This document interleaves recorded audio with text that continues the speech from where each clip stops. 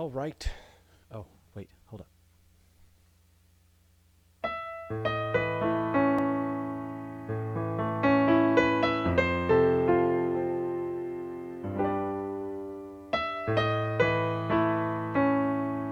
Podcast. All right, now I can do the welcome thing. Welcome back, everybody, to Le Podcast. I'm super excited, actually, because I have a new setup, which you might be able to see. The piano's behind me now. And when I turn and play the piano, I can just look in the mirror, and I can still talk to you. Hey, what's up, everybody? Now, one thing to point out is that the piano has been acting a little bit weird on the recording the last couple of takes that I've done of this. So if it feels clicky or weird, I'm still figuring the whole thing out. So, we'll just kind of keep moving forward, and we'll figure out exactly what's going on, etc. et al. .biz and such.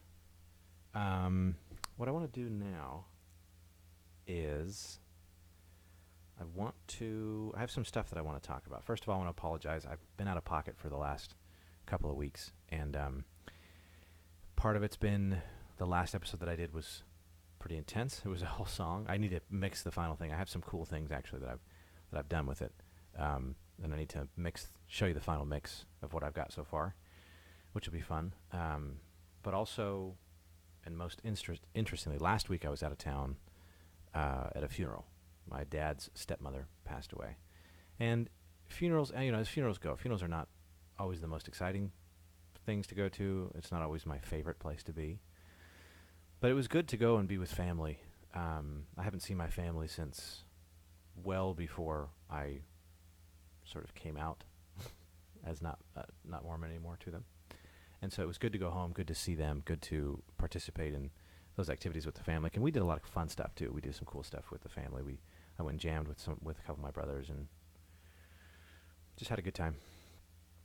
So it was good. I think all around I was happy with the trip. I was happy with everything that happened. I was there for almost a week too, so that was a lot of fun.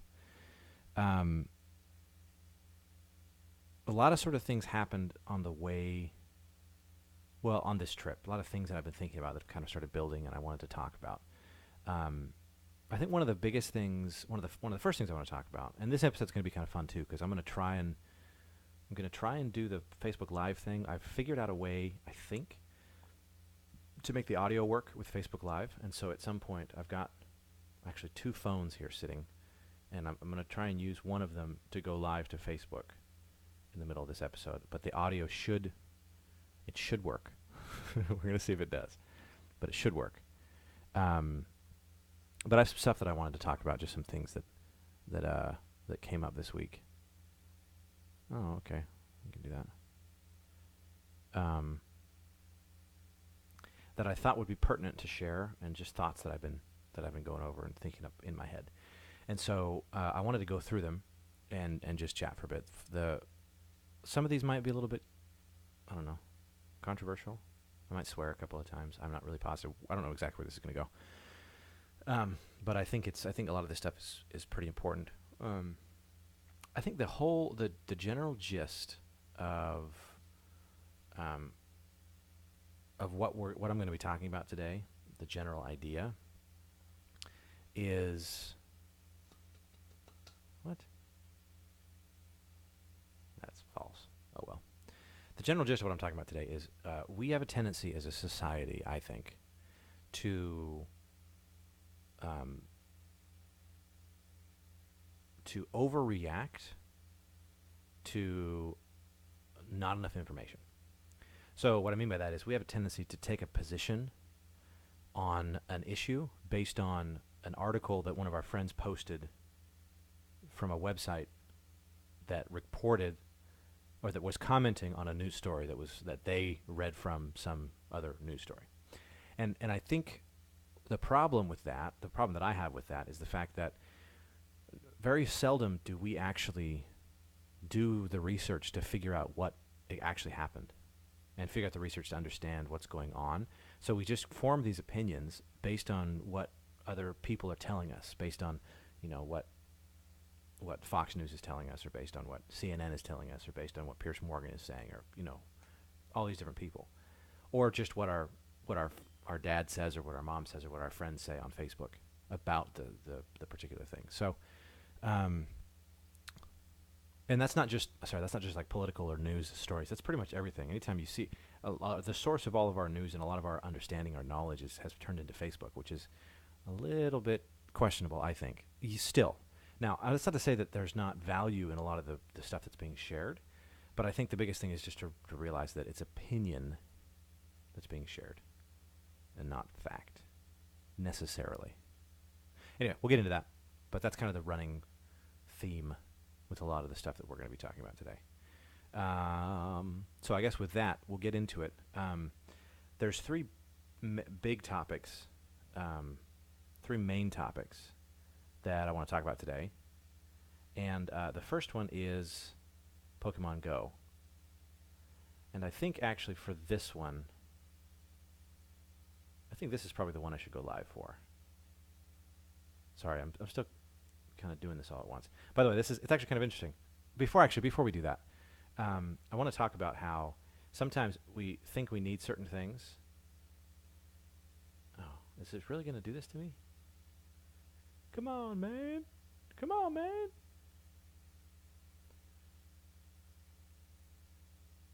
All right, hang on. Hold up. We're going to make this thing work. Face tubes. I totally have enough. Yeah.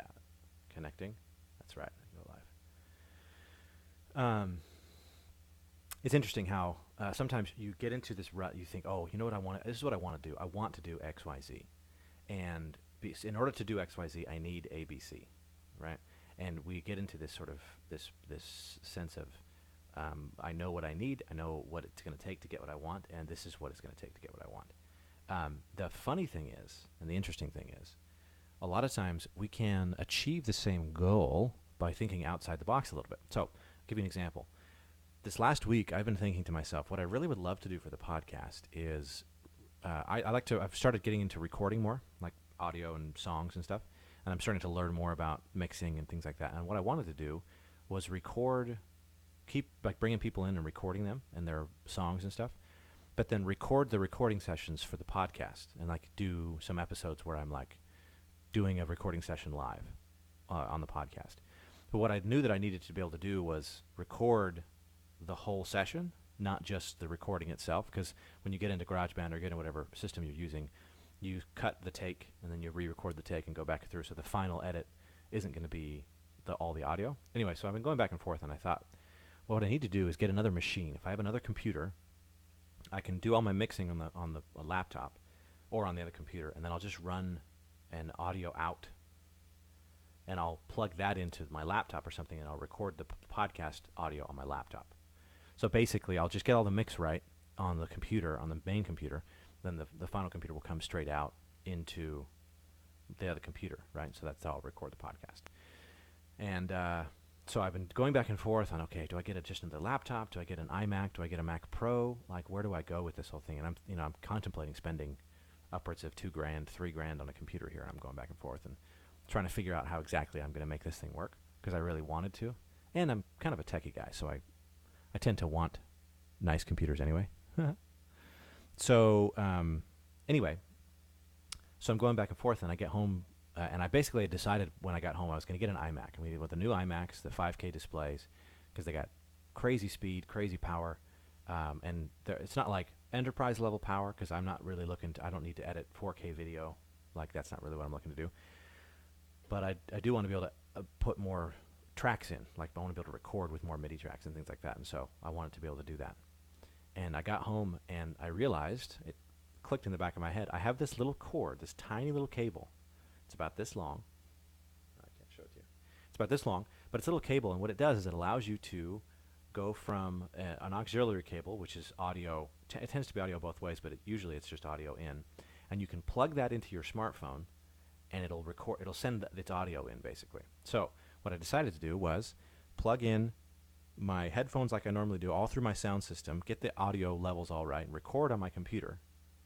And then what I would do is just include another out like a headphones headset, and just go right into my phone and just record the video right on my phone, which actually works out better because my phone has better video quality than the GoPros that I've been using, and I have this little case that's got lenses on it, so I can do like a wide angle. So the one you're seeing right now, well, if you're on Facebook, well, we're not live yet, so the one you're seeing now is a little bit wider angle than a normal iPhone is, but it's still 4K, and the audio is synced already with the video, so all I have to do when I'm done is just boom, hit upload, and I'm good to go, which is going to be beautiful. So I basically just saved myself $3,000, which is beautiful.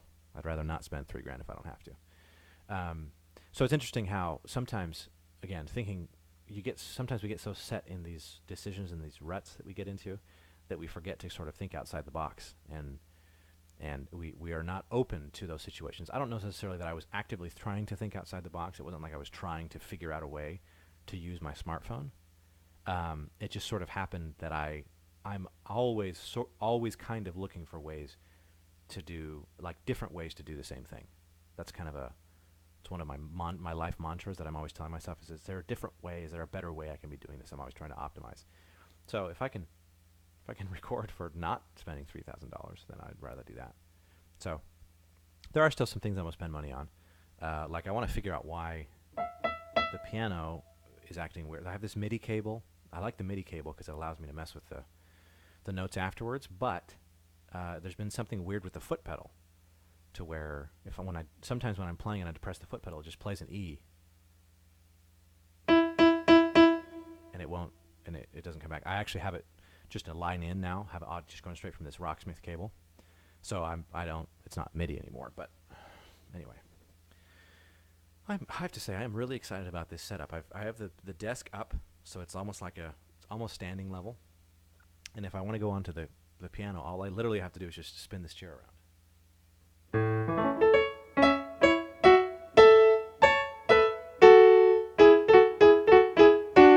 Anyway, so that's kind of how that goes.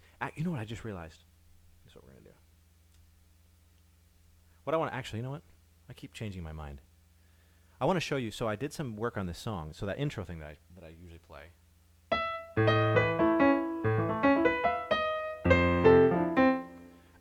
I did some work on it, and I figured out the next chord. So check this out. See if you can. I think you can still hear me all right. But I'm looking at you and the thing. So from here, right? So what happens is I do that a couple of times, and then I go into a D minor.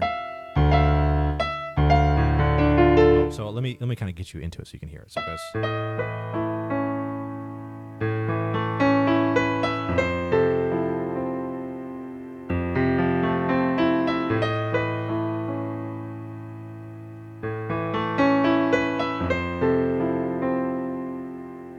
Instead of going to that G like I was doing before, I go like this. And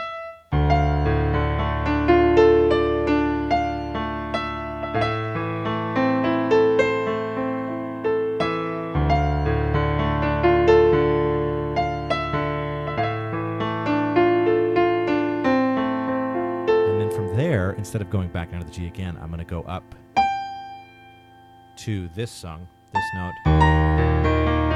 Do a little like Pirates of the Caribbean-esque thing.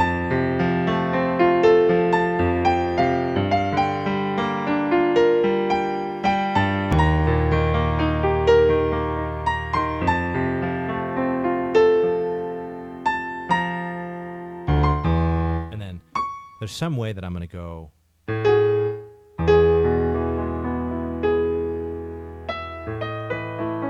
I haven't quite figured out all the kinks in it yet, but it's kind of a cool, like, so from here. And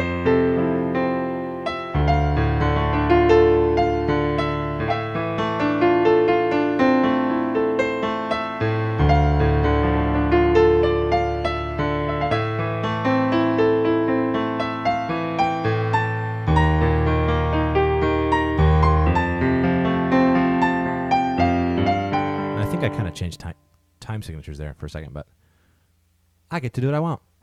Anyway, so that's kind of fun. And it was fun because I got to utilize my nephew. One of my nephews is a piano prodigy. And so I was utilizing some of his talents to figure out what the chord that would be, the chord that is next would be. Actually, two of my nephews shout out to Jeremy and Brigham. They probably won't listen to this, but it's kind of cool. So anyway, that was kind of fun. And I also had an interesting realization. I think sometimes you can think of yourself. You can think like that you're not good at something, and then later realize that you actually are. So I never thought of myself as a really good lyricist. But then I was sending a text message yesterday, and without even thinking, I sent the following text.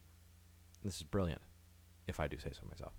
I said, "This town is already pretty red, but I've got some paint, and I think we can add some." Which, of course, comes from the metaphor of let's paint the town red, right? So the idea is this a lot of people already paint this town red. You've probably already been here and done a bunch of stuff. I've already done a bunch of stuff here, but let's get together and hang out and have a good time, right? That's kind of the idea. And I realized that when I'm in the zone, when I'm trying, that's actually something I love doing. And in all of my communication, when I talk to people, I'm all about taking a known, an understood phrase or metaphor or saying, and tweaking it just a little bit to make it mine. So things like that, like this town's already red, but let's add a little paint or something like that. Or what I said to my dad the other day when I was leaving, I said, oh, what was it? So the phrase is, I got to hit the road. I'm going to hit the road, Jack. But what I said was, there's a road out there that needs hitting. Right? So the idea is, I got to get on the road. I got to go. So that kind of thing. So I'm actually interested to see. I want to put some of that into practice and see if I can make some cool lyrics. We'll see how it goes from there. Okay, so I want to go live now on Facebook. And I want to talk about this whole Pokemon Go thing. Because I think, in addition to a lot of other things that I'm going to talk about today, there's a lot that people are missing. And there's some key things that people are missing. So let me type this in real quick. Let's do Pokemon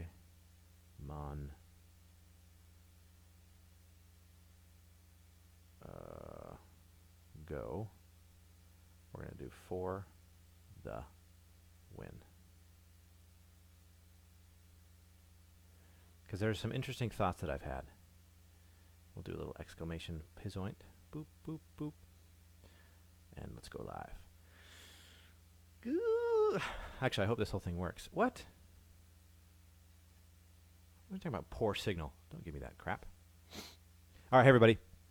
So we're live. I'm in the middle of recording a podcast episode, and I'm hoping that this time it's going to work where the audio actually sounds better. It doesn't sound like I'm in a not here, like I'm in some other place.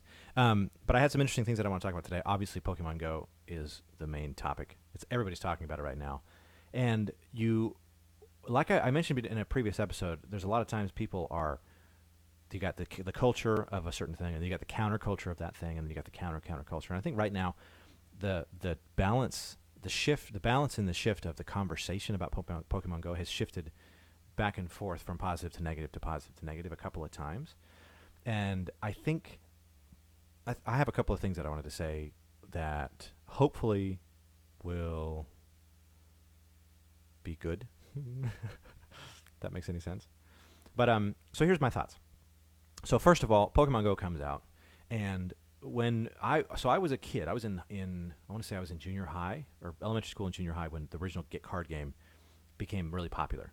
And I never got into it. I never got into any of those things. Pogs was really big when I was a kid. Yo-yos. I had a yo-yo. That was probably the only one that I actually got into.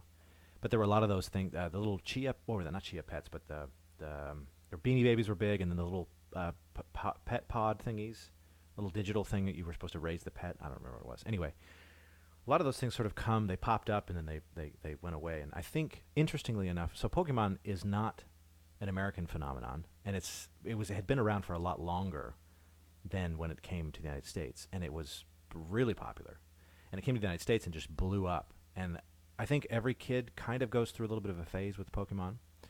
But interestingly enough, I think at the time especially, I had the wrong opinion about what it was. I mean, it's a game essentially, right? But I think what's happened now, to kind of continue that on, is now the people that were really into Pokemon as kids have been given, number one, they're the ones that are super into their phones anyway. They're all about virtual reality. They're kind of the people on the bleeding edge of technology, if you will, and so they're the people that are more likely to be into something like this anyway. But you have this game, right? Virtual reality, a lot of stuff's going on, and you got a lot of people that are reacting in a bunch of different ways. You got some people that are super excited about it, some people that are super annoyed by it, and all these other things. So here are a couple of things that I have to say. Number one, if you're one of those people that is super annoyed with the Pokemon Go people, right? You're all like, oh, don't come to my workplace, or if I see another person looking for Pokemon Go, or you see people out on the street with their phone. If you're one of the people that is super annoyed by Pokemon Go, I would ask you to ask yourself this question. What changed in your life from the day before you knew Pokemon Go was a thing to the day after? The answer to that question I will give to you is nothing. Nothing changed. The only thing that changed is there's some external factor that doesn't actually affect you, doesn't actually touch you, doesn't really, I mean, even people that, where you got people coming into your work, I know there are some exceptions to this rule, but by and large, it does not affect you. It's not really that big of a deal. It's fine. It's meant for kids, so old and adults do it, that's fine. Adults have been playing Dungeons and Dragons for decades and will continue to do so for decades to come. People are all into LAN parties. Let's play a video game, right? It's the same thing. The thing here that's interesting, and the reason why we need to sort of shift, and I mentioned before in the podcast episode, which you should check out if you get a chance. A lot of times we look at things through a very narrow view. We see it one way, and then as soon as we see it from another perspective, we kind of change our view a little bit, open it up a little bit, and we see it from another perspective. So I'm just adding another perspective to the whole thing. But with Pokemon Go, interestingly enough, there is, like, the initial reaction was, oh, great, now all the nerds are going to be all over the place. We're going to see all the nerds, right? And that bothers us because I don't know if it's because we're afraid that we're actually nerds at heart or what the deal is. But it's like, oh no, we're going to see them, right? So then the initial reaction to that is, oh yeah, but Pokemon has found a way to get everybody out of the house, right? So there was the meme about Hillary Clinton tried to get all the kids out of the house and be active, and Pokemon Go did it in 2 days or whatever that was. And then, so that was sort of a thing. And then it came back. There was, on the flip side, there's all these images and pictures and stories about places that are overcrowded with people looking for Pokemon, and there's people that are dying and all these sort of things that are going on. And then you've got on the flip side of that, now we're starting to get into the conversation I think that's important, which is what this is going to do for the future of technology. Because this type of the virtual reality technology is not new. It's been around for, I think, 2000? Oh, it's been around for almost 10 years, right?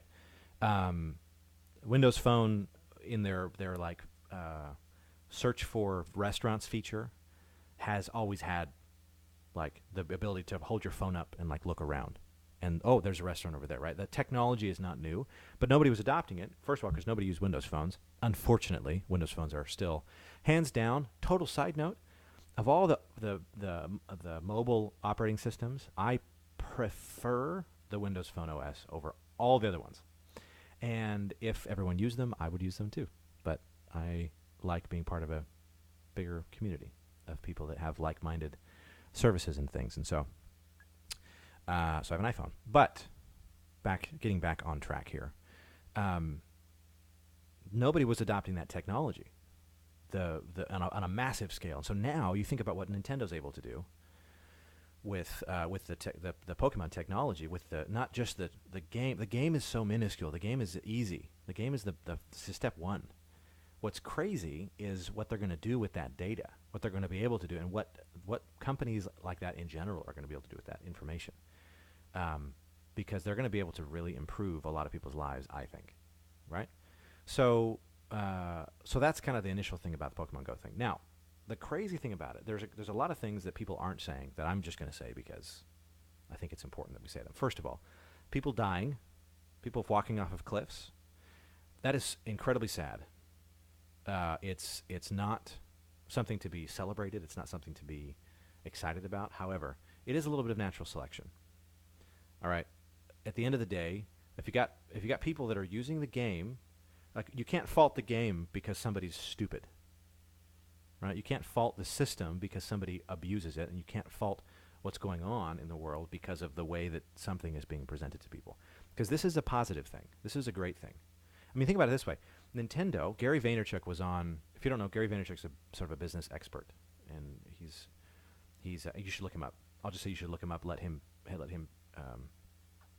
teach you all the things that he can teach you. But he was on some chat show. I want to say 6 months ago or a year ago, something like that. And he said the person asked him, "What's one company that used to be really powerful but has lost sort of what they did?" And he said Nintendo. He said because they couldn't get over the console. They thought everything was in the console. And he held up his phone and he said, until they figure out how to capitalize on this, like they're done for. And now we've got Pokemon Go, and Nintendo is literally going to take over the world. It's the fastest growing app. I think it has more downloads than any other app except Facebook. I think it's higher than Twitter, so maybe not Instagram either, because I think Instagram's right there with Facebook. But this is actually it's a hugely positive thing. First of all, Nintendo's winning. Nintendo's absolutely winning because everybody's using it, and I think my point really is that it's pretty ignorant to have such a negative response to what's happening. Not just because there's a huge technological advance that's happening that you're kind of scoffing at, but also because it's not really it doesn't have anything to do with you. Like whether or not somebody else chooses to do Pokemon Go or whatever, or chooses to use their time that way, it's not really your thing. Now, when it starts to interfere with your life, right? When people start to, like the dude where people are like getting on his lawn, there's a line there, right? Because there's no there was a gym at his house because he lived in an old church, something like that. There's a line there, right? And people that are playing the game need to understand that just because you enter a virtual reality world does not mean that the rules of the real world go away, right? But I think that's going to sort itself out. And us talking about it isn't actually going to help anything, right? Because the people that we are talking at aren't listening to us. So all we're doing is wasting our energy. Like they're going to figure it out. Essentially what happens is when it gets to you, you deal with whatever's happening to you, and then you can move forward from there. But it's a positive thing. I don't play the game. I won't play the game. I never will. I would rather make a podcast episode than go play the game. But there is some merit in the fact that it's getting people out, right? There is a huge amount of merit in the technological advances and what we're going to be able to do with the data that they're collecting. And I think the massive benefit here, the massive benefit is that Nintendo is going to be back, to it's going to gain a lot of stock. It's going to gain a lot of power, which is going to create more. I mean, Nintendo is the single biggest. It's one of the single largest video game corporations that this world has ever seen. And with all these little games that are popping up, getting Nintendo back into the little game market, I think it's just going to increase not only the competition among the games, like the games themselves, but the technology. That's the huge part of it. The technology, the data that they're collecting right now. Some people get freaked out by it, and you should just stop being freaked out by it. You talk about privacy. We talk about all these things. Stop being freaked out by the fact that people collect data on you. That's literally how we do anything. Everything that anybody does is based on data that's collected, whether it's internal subjective data or external objective data or hard data or scientific fact or whatever it is. There's data that's collected, and then we can improve our life, other people's lives. We make decisions based on that. And the more data that exists, the cooler things we can do with our lives, right? So if we have all this data on that they're collecting, they're Snapchat scanning people's faces, right? So there is the risk that the government could use that to come after you, but there's also the Second Amendment, so we can fight back. Technology is not a bad thing, so we should stop fleeing away from it, but we should rather embrace it. And I don't think that there's anything wrong with the technology and the data that's being gathered by the people that are playing Pokemon Go. And honestly, I think all the people that are talking about it so much they shouldn't, because it's ridiculous. So I think the biggest thing is, number one, I would suggest that if you have an opinion about Pokemon Go, that number one, you do some research and figure out if your opinion is grounded in what's actually going on, or if it's just, this is what I heard from somebody else. I think that's probably the biggest point. If you just heard it from somebody else, how are you thinking that that's a valid point? Right? You need to have your own opinions. You need to listen and read other people. You need to listen to what's going on and then form an opinion from there. Because just seeing an article on your Facebook feed and then choosing to adopt that viewpoint just because you read an article is ignorant. And it's one of the worst types of ignorance. So anyway, I hope, first of all, I haven't checked, so I don't even know if this worked, but I hope that the audio worked during this whole thing. I hope the video's all right. I hope the quality's good. But I'm going to flip back to the rest of the podcast episode. Those of you that are listening live, there's a podcast that this is part of. This one's actually going to work, where we're going to have the full video, and we're gonna play through it that way. So check out the podcast. I'll probably upload it and release it later today. We're going to be talking more about the idea. I'm going to talk about politics, a little bit about Trump and Hillary, a little bit about relationships and honesty and things like that. So tune in for that. But for now, peace out. All right. Well, that was fun. Hopefully this actually works. I think it will. I think this one actually will work. So HD upload on. Yes. Nice. Go ahead and upload that. Nice. I think that might have actually worked. Sweetness. Major chord. That's kind of ridiculous. Okay, so I talked about Pokemon Go, which is kind of a thing that I wanted to talk about. I think it's important just to, like, don't get so caught up in, I think that's the biggest thing. Don't get so caught up in adopting an opinion of somebody who wrote an article in response to some thing. Because the truth is, there's just more to it. And if you don't do the research and you don't actually go figure out what's actually going on, then you're just ignorant. And I don't pay any attention to you. Put it that way. In fact, I actively block people who mouth spew somebody else's opinion. They just share links. Just share links. What is that? Just share a link. Now, if the link itself, if it's not an opinion, sometimes I will share a link to a video that I think is funny. That speaks for itself. But if it's an opinion, and all I'm doing is saying, this guy's got it, then I better tell my opinion, which is, this guy, I think this guy is right. Right?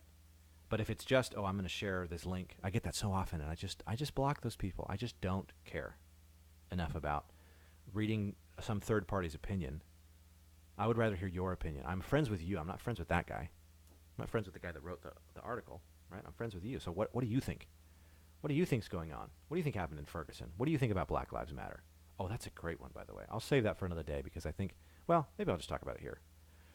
Because with the Black Lives Matter, it's the same thing as here. Like, so many of my friends, like, are thinking so one-dimensionally about all these political, social, economic issues. Black Lives Matter is a great example because all of my white friends, I'm white, all of my other white friends, in order to not appear to be one of the bigoted white middle-class racists, buy into the lies that they're fed by the media, and I don't mean media like the government-controlled media. I mean media like the Black Lives Matter-controlled media, because they're controlled from a social standpoint, because everybody wants so much to avoid sounding racist. All that matters is whether or not you are. I mean, really, at the end of the day, all that matters is if you actually are racist. Now, you can get into trouble, yes, but at the end of the day, especially when it comes to the racist thing, if people are so concerned that they not appear to be racist that they have to take the side of the Black Lives Matter and hashtag Black Lives Matter and all this kind of stuff. Now, the one caveat that I'll throw in is that Black lives do matter, just like white lives matter, just like Chinese lives matter, just like everybody's life matters, just like animal lives matter, just like plankton's lives matter, just like there's no end to it. The problem with the Black Lives Matter movement is not the words that are being spoken. It's not what appears to be its message. It's what actually is its message, which is the underlying message of Black Lives Matter is America is a predominantly racist nation. 1. 2, the police and the government in America are predominantly racist against blacks. And 3, more blacks are harassed, murdered, incarcerated, et cetera, without cause by white and black police officers in the United States than number one, than white people are, and number two, than people are in the rest of the world. Okay. The problem is they can show you statistics where that's the case. The real problem is there are like America's when it comes to like per capita whites versus blacks. There's a lot of black people here. Okay, that's number one. Number two, the overwhelming statistics, the real statistics actually show that that's not the case. That there isn't really that much of a disparity. The problem is you get Black Lives Matter people that are sharing these videos. Okay, you share one video of one racist cop in one city, in one precinct, in one patrol. So one out of however many millions of police officers that mistreats a black man or a Mexican guy or whatever it is, right? And that becomes the reality for every white police officer in the entire United States. The stuff that happened in Texas, the shootings and stuff, that's the message of Black Lives Matter. No matter what they say with their mouths, no matter what other people are talking about, that's when you hashtag Black Lives Matter, that's what you're doing. That's what you're supporting. You're supporting what happened in Dallas. You're supporting civilians shooting cops for no reason. Those civilians, the guys with the sniper rifles, they didn't care about Black Lives Matter. They loved the excuse to shoot their guns at people. That's the only reason. That's what it is. It's violent people looking for an excuse to be violent, right? It's messed up people looking for an excuse to be messed up and get away with it. And if anybody questions them, they can say, "Oh, well, you're racist." I'm not racist. I'm not racist at all. Some of the things that I say might sound racist, but guess what? I don't care. You want to know why? Because I'm not racist. And because I know I'm not racist, I'm not concerned about anyone thinking that I am. Right? Now, I have the benefit of being pretty much a nobody. Nobody really listens to me, and I'm not really in a position where, my career or whatever is in jeopardy. But my career's not in jeopardy anyway. Want to know why? Because I work for myself, and I always will. My income is not, it's not based on me being fired. Now, some of my clients might fire me because they want to stay PC and they want to make a statement. Whatever. There's more clients. There's more things that can happen, and at the end of the day, I'll be fine. Like I'm not worried about me at all. But I think this whole fear, it just reminds me of Mormonism, how we were all so afraid of appearing wicked. We would be wicked in order to not appear wicked. I'm using that phrase sort of wicked sort of loosely, of course. That we would do things that were ridiculous. We would do things that were judgmental. We would say things that were bigotous. The whole thing around Prop 8 was we just were so concerned that we would be perceived as giving in to what we thought was a wrong action or a wrong thing, that we as a community and as a whole became the most judgmental and bigotous people on the planet. And that was one of the stepping stones that led to me leaving the church. Now, admittedly, not everybody's doing it from a bad place, and everybody's just trying to do their best, right? So I get that. But at the end of the day, if you're more concerned with the way you look than you are with what you actually are, you're being dishonest. So anybody out there first of all, anybody who's hashtagging Black Lives Matter, you're supporting the wrong thing. Absolutely the wrong thing. Anybody who's out there in the counterculture supporting, White Lives Matter, supporting the wrong thing. By saying White Lives Matter, you're literally standing yourself up in opposition to something and feeding more press and more attention to that thing. The reality is we just need to we need to find the cops that are racist. We need to deal with those people and not create mass hysteria with these viral videos that are going on, right? We don't know, and we will never know all the circumstances around even those videos that we saw. Sometimes those videos can seem so obvious, and yet how many times has someone walked in on you doing something and it looks one way, and it might be bad, but it looks a lot worse than it actually is? Happens all the time. So my whole point with Black Lives Matter is don't use the hashtag because you're supporting the wrong thing, right? If you really cared about Black Lives Matter, about what they say they're talking about, you would vote in your local elections. You'd vote a better police chief in, right? You'd vote a better mayor in. You'd vote locally to try and control that. You'd write in to your police chief. You write into the local government, right? You would take care of it on a scale where it matters. If it happens to you, or if it happens in your city, then you deal with that. But if it happens in Dallas, I can't do anything about what happens in Dallas. That's a fact. I can't do anything about what happens. I can't vote in Dallas, and my votes don't affect Dallas. My votes don't affect Orlando. Well? And Orlando was a different. It was something else. But all these things that go on, and we freak out. All the well, we'd stick with Ferguson. We could with the Black Lives Matter thing, but it doesn't actually have the it just doesn't have the effect that you think it does. It's ridiculous. So that's all I'll say about that. Don't use that hashtag. Don't talk about it. I'm done talking about it. Just don't be racist. And if you see someone that's racist, call them out. Be like, dude, don't say that. And they might say, oh, I'm not being racist. I'm using it a different way, right? Or I'm saying something else. And if that's the case, that's fine. If they do something that is clearly racist, just don't keep your mouth shut. I think that's another big thing is when things happen right in front of us, we're scared and we don't say anything. That was kind of sexist of you to say, right? That wasn't a very nice thing of you to say. As opposed to, oh, this guy who was over there, I saw a video and I have lots to say about him. But nobody that was there said anything. Like, deal with what's in your sphere, what comes in contact with you. You walk out, you meet somebody on the road, they sound a little bit racist. You should be like, dude, that was a little bit racist. And he might say, oh, no, that's not what I meant.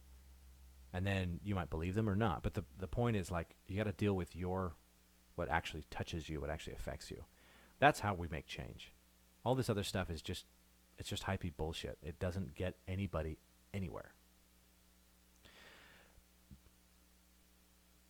That actually leads me right into the next thing I want to talk about, which was Hillary Trump. Not Hillary Trump, not like if they got married, like Hillary versus Trump, right? Maybe we'll call it Hillump or Trillery. I like Trillery better. We'll call him Trillery. So here's an interesting thing about this whole Trump versus Hillary thing.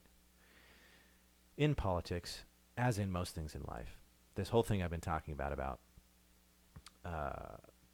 taking a side before you have all the data and not really being thorough in your examination of the data, you don't see it anywhere as prevalently as you see it in the presidential election. Okay, so a couple of things. The things that we've noticed, that the public seems to have noticed, or I'll say the things I've noticed that it seems like the public has noticed about the two candidates is, one, they don't like either of them, which is fine. I haven't liked either of the candidates for decades. Two, they think they know something about them. Okay? And three, Hillary should be in prison. Right? There's that thing. So you got all these people who are so concerned with Trump because they think he's an idiot. You listen to his speeches, and you take little sound bites out of what he's saying to people, and he talks over people, and he's brash, and he's just he says dumb things sometimes, and it seems like he's an idiot. Okay, that's one thing. He does seem like an idiot. I agree with you there. There's a lot of points where he seems like an absolute moron. And then you look back at Hillary and you think, oh, well, but she's clearly lying and corrupt. Like, clearly. She's saying things like all this whole thing about the email, which, first of all, doesn't affect me, right? If she's leaking secrets that led to people dying and that led to me being in danger, that's one thing. And I get the slippery slope argument. Like, I'm not saying that nobody should be punished, but what I'm saying is we're making a really big deal out of the fact that somebody didn't get their hand slapped. And maybe hand slapped is a little bit minuscule. Like, maybe she should serve a couple years in prison. Okay, that's fine. A couple years in prison. She gets out in a couple of years. She runs in 2020. Right? It's not the weirdest thing that anybody's heard. The president of Ukraine was a convicted felon. Of course, Ukraine's a little bit different than we are here, but anyway, so we've got this thing with Hillary going on, and where everybody has an opinion about it. Except it seems like everybody's opinion is just what is going on. Why is she not going to prison? Which is, I think, a legitimate question. And then on the Trump side, again, everybody just thinks he's an idiot. Well, let me burst your bubble a little bit. First of all, he's not an idiot. Okay? If you think he's an idiot, then he won. Right? This is one of the wealthiest people in the United States. He was rich, and then he was broke, and now he's one of the richest people in the world again. Right? You think about that. If you were in a situation where you were handed, let's just walk through this, okay? And I'm not a Trump supporter, I don't think, yet. I don't really know which way I'm going to vote in this election. But the point that I'm making here is like we just hear what someone else says. We listen to a soundbite that somebody who clearly wants you to dislike Trump put together. And we think, oh, that's the opinion that I should have about Trump. Whatever he said, whatever this guy said right before and right after, and in the subtext of this little soundbite clip, this little out of context bit of what he was saying. Well, of course, you're just a lemming. You're just being fed your opinions, which is ridiculous, right? So number one, so he when he started out in real estate, he tells this story about his dad gave him a small loan of $1 million, and everybody loves to laugh at that. Because like, oh, small loan, how can you possibly relate to the American people if you think $1 million is a small loan, right? So, but think about this. Somebody from that much money, that background, how equipped are they traditionally to deal with going broke, right? We make parodies of it in TV all the time, and we talk about it every once in a while, but like, how equipped is that person to deal with that? Usually not very. Usually they're not very well adjusted. Well, he went broke from being rich, and now he's rich again. So how many people have gone from being broke to being rich? And what do we think about those people? They're heroes, most of them, right? So this is a guy, he's not an idiot. And if you think he's an idiot, then you've played right into his hands. That's exactly what he wants you to think. The whole point is he's just not conforming to any of the rules of politics. That's why people don't like him. Because he's not playing by the rules. He doesn't have to. Nobody's paying him. Nobody's giving him money to do it. He's funding it himself. Now, he did get he did do a couple of public fundraisers. But, so it's like, think about this too, in terms of like leadership and being a good leader, right? Somebody who's not beholden to any third party whoever's is not somebody he's somebody who can lead based on his own values, right? And I was listening to a podcast with Joe Rogan and Chael Sonnen, which you should all check out. But Chael was talking about how you think back, everybody remembers the big bully from elementary school and high school, but very seldom do they remember that bully actually beating on anybody. Sometimes you do. And Joe Rogan actually, he was like, no, the bully at my school actually beat up a bunch of people. But he's talking about seldom do they actually do anything because they're the big stick, right? They carry a big stick. Speak softly and carry a big stick. Or, in this case, speak really loudly and get people to think you're going to beat on them. Like, there's a chance that we're going to have, that Trump he would actually follow through with a lot of the threats that he's been making about the world. But also, if he can get people to sort of do what he wants them to do just by yelling at them. I mean, he's been in business for. I love it when people start talking about how he's a reality TV star, like that Donald Trump somehow is in the same class as Kim Kardashian, right? And they love to point out that he went to Wharton, but he was a bad student. People didn't like him. I don't care where he went to school. I don't care that he was on reality TV. I don't care anything really about how he sounds when he talks, because this country is not led from a podium. It's led from a boardroom, so to speak, right? Our country's not led from by a speech. A speech is what happens. It's who can make decisions based on data that's been accumulated with advisors, with people that are trusted in a room where you're almost shielded from public opinion. Guess what? That's exactly what he's been doing his entire career, and he's really good at it because he's really rich. That's literally how in his line of work, that's how you measure success, is how rich you've gotten. He's incredibly successful. So, again, like I said, I don't know that I'm a Trump supporter, but I do think that the discussion is a lot more nuanced than any of us have given it credit for yet. All we say is Trump's an idiot, Hillary's a crook. I'm not excited about this election. Well, you got to choose one or the other. One or the other will be chosen. One of them's better than the other, right? And it's you probably should really know what's going on if you're going to make the decision about which one's better than the other. So, again, that's just like try and understand the world as it is, not the world that as it is portrayed to you.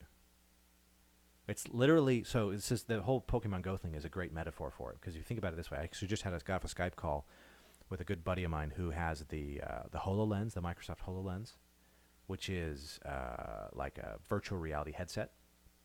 You can like surf the internet and do cool things. It's actually really cool. But if you think about walking around with a headset like that on, and all this information is displayed to you about the world that's around you, and so say I create a virtual reality headset and I put in all this data about my house. This color is white. This color is blue. That's black. This is a light. That's a guitar. I moved here at this time, and maybe little stories, like little videos or whatever, right? So you put the thing on, you walk around. Cool. I'm learning stuff about the house. Okay. You go through the house and everything, and you're learning things about the house based on the stuff that's being presented to you. Well, you're learning what I taught you. I might lie to you. I might have biased opinions. I might be colorblind. I might tell you something's blue, and you believe that it's blue when it's really green, right? I might tell you something's gray when it's really red or green. I might just flat out lie, right?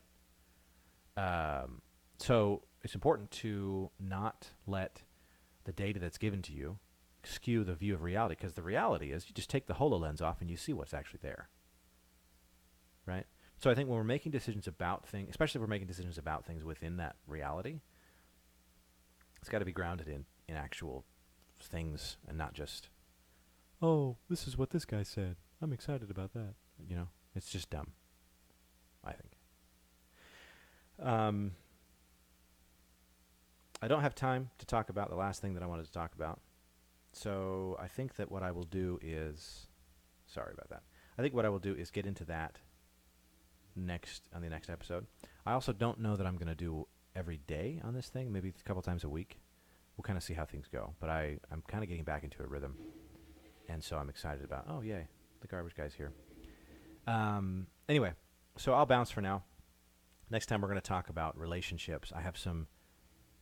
I'm finally feeling comfortable enough to talk about what happened in my relationship and talk about just relationship things in general. For a long time, I thought myself unqualified to talk about relationship stuff, mostly because I got divorced. So clearly I don't know about relationships. But I think the truth is I know more about relationships than most people giving relationship advice, because I've been through a failed relationship. I know what doesn't work. I know what too far is.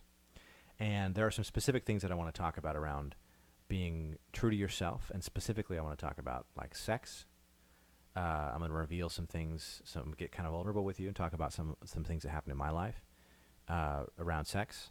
And I really just want to have an open and honest opinion, or honest conversation, a dialogue, so to speak, with you virtually, obviously, and talk about the fact that most of the time we approach these things wrong, and there's a lot more that we can do to make ourselves happier in these situations. And really, we just got to get off our high horse and just be human, because we are. Anyway, thanks everybody for hanging out. Hopefully you had a chance to get on the live portion. If you didn't, stay tuned, because I'll be doing that again. I think I may start doing the live portions later in the day or something, so people can actually watch in the middle of their work day or whatever. But anyway, we're getting right about an hour, so I'll cut this off. I'm going to go back to my piano and play the outro.